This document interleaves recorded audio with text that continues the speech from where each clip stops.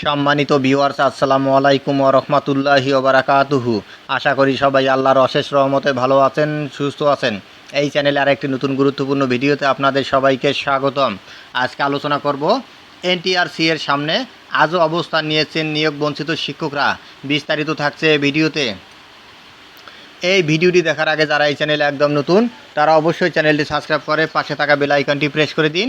আর যারা ইতিমধ্যে সাবস্ক্রাইব করেছেন তাদেরকে জানাই অসংখ্য ধন্যবাদ। এনটিআরসি এর সামনে আজও অবস্থান নিয়েছেন নিয়োগ বঞ্চিত শিক্ষকরা।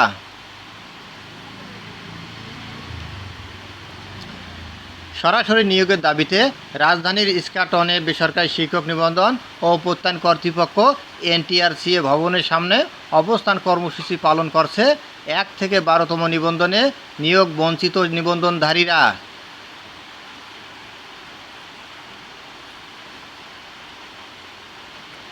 আজ সোমবার 15 জুলাই বেলা 11টার দিকে অবস্থান নেন তারা।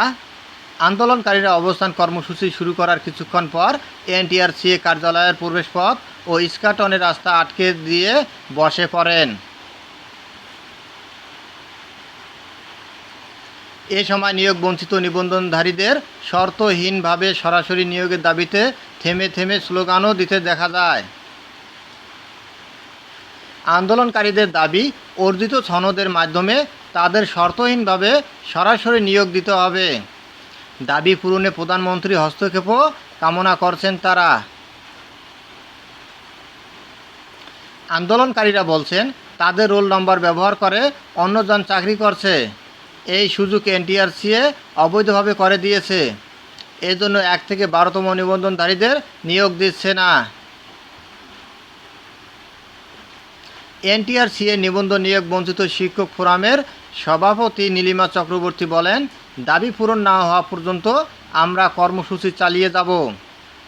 সংকট নিরসনে আমরা প্রধানমন্ত্রী শেখ হাসিনার হস্তক্ষেপ চাই। তিনিই পারেন আমাদের জন্য নিয়োগের সুপারিশ করে আমাদের সুস্থ স্বাভাবিক জীবনে ফিরিয়ে দিতে। নিয়োগের দাবিতে কাফনের কাপড় পরা নাম প্রকাশে অনিচ্ছুক এক নিবন্ধনধারী বলেন, আমার 2টা নিবন্ধন সনদ আছে। আমি আশাবাদী ছিলাম আমার নিয়োগটা হবে।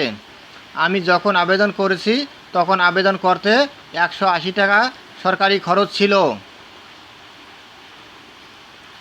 এর বাইরে কম্পিউটার দোকানে 100 টাকার মতো খরচ হয়েছে।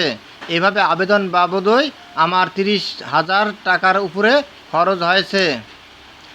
সরকারের কাছে আমার আবেদন মানবিক দিক বিবেচনা করে আমাদের নিয়োগ নিশ্চিত করুন। ধন্যবাদ জানিয়ে বিদায় নেওয়ার আগে আবারও অনুরোধ জানাই, যদি ভিডিওটি ভালো লাগে এবং সর্বশেষ শিক্ষামূলক আপডেট ভিডিও পেতে চান তাহলে অবশ্যই চ্যানেলটি সাবস্ক্রাইব করুন। ধন্যবাদ সবাইকে।